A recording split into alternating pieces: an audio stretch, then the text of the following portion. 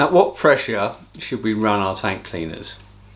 And is higher pressure more efficient, more effective? Now this is an interesting question that we get asked an awful lot at the spray nozzle people when sizing in new or upgrading tank cleaning systems.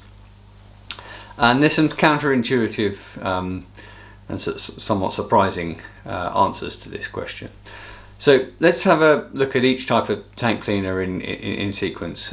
For spray balls and other static non-moving tank cleaners, the general rule is you really don't want to go much above 3 bar in pressure, in fluid pressure, and not really anything below 1 bar. A sweet spot of around 2.5 bar is about right. But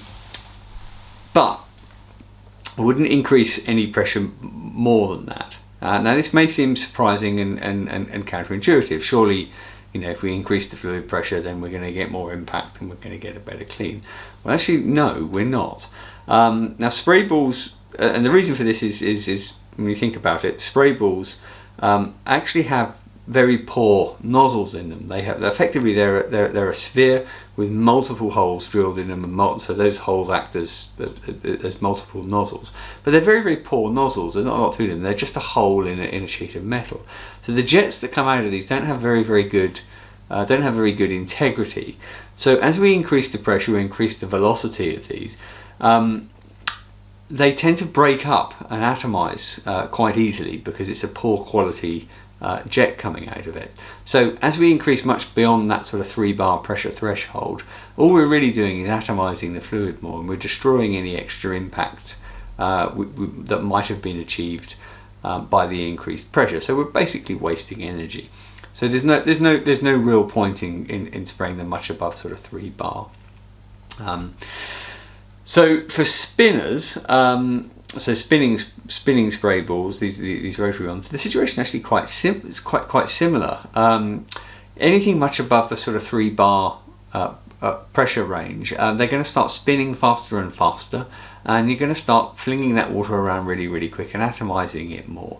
So again, you've got a sweet spot of around 2.5-3 bar, maybe a little bit more than that, where you can get the optimal cleaning out of them. And anything much above that, you're going to not get any extra impact out of them, and you're also going to increase the wear on these spinners, because as they spin faster, they start to wear more easily. So you're going to start to run into problems with wear as well. So you want to keep that pressure around about the 3 sort of bar mark, not much more than that. Now for rotary jet cleaners, the situation is different. These cleaners have specialist nozzles on them that are designed to keep their jets in laminar flow even at relatively high pressures, so that we have a coherent jet coming out of these jet cleaners that's designed to stay laminar, to not break apart and deliver its impact to the walls. That's the whole point of these tank cleaners. So they're going to give good stable jets up to pressures of, for most models, up to around about 10 bar. Now, increasing pressure from 2 to 6 to 10 bar will improve both the jet length and the impact, and it will also improve the overall efficiency of the tank cleaning head.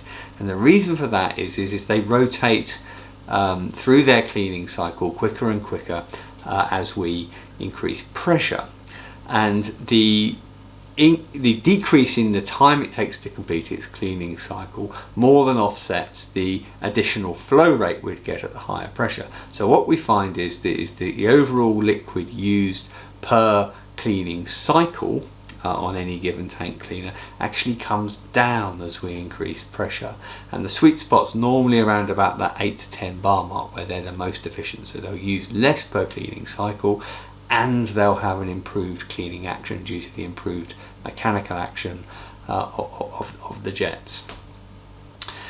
Now for high pressure tank cleaning, and this is high pressure tank cleaning jets, which defines anything running above sort of 50 bar, and they often run a lot more than that. We have these high integrity nozzles that produce these needle-like laminar flow jets even at very high pressures. But because the pressure is so high and the resulting velocity of those jets is so high, this laminar flow can't be maintained for as long as in the lower pressure 10 bar sort of rotary jet cleaner styles. So we actually find that the effective jet lengths are reduced, and this is because they're typically very low flow rate, running at very high pressures and so very high speeds, and so much beyond a couple of meters from the tank cleaning nozzle, and we start to see that atomization effect come into play again. And so they're not really suitable for very large tanks where we require a jet length of 4, 5, 6, 7, 8 meters or whatever. You probably wouldn't use one of these high pressure nozzles in that situation, because even though they've got the higher pressure, the jet lengths just aren't effective at those ranges due to that atomization effect. Now you can use them on bigger tanks with multiple, if you can facilitate multiple stage cleans, so you effectively move the high pressure cleaner to different parts of the tank so it can clean each bit within that relatively short range of its cleaning jet. So that can be done as well, and that can be a very efficient way of tank cleaning. But unless you can do that, you wouldn't use them for you wouldn't use them for big tanks. So to recap, the general rules we have are, for spray balls and other static nozzles, you want to keep the pressure around 2 to 3 bar for optimum results. Any more than that is normally just a waste. For spinners, the same rules apply. So around about that 3 bar, anything more than about 3 bar is going to be, pressure is going to be a bit of a waste. For rotary jet cleaners, we improve efficiency as we move up the pressure, and the sweet spot on those is normally about sort of 8 to 10 bar. You want to be trying to run them at those pressures for optimal results. And then for high pressure jet cleaners, run them at the manufacturer's recommended pressures, but bear in mind that because these jets are moving so fast, they do tend to atomize at a relatively short distance from the jet, so you wouldn't want to be using them whether you require a jet length of more than sort of 2-3 meters or so. So I hope that guide's helpful, and that gives you some guidance on what are the optimal pressures for the various different tank cleaners.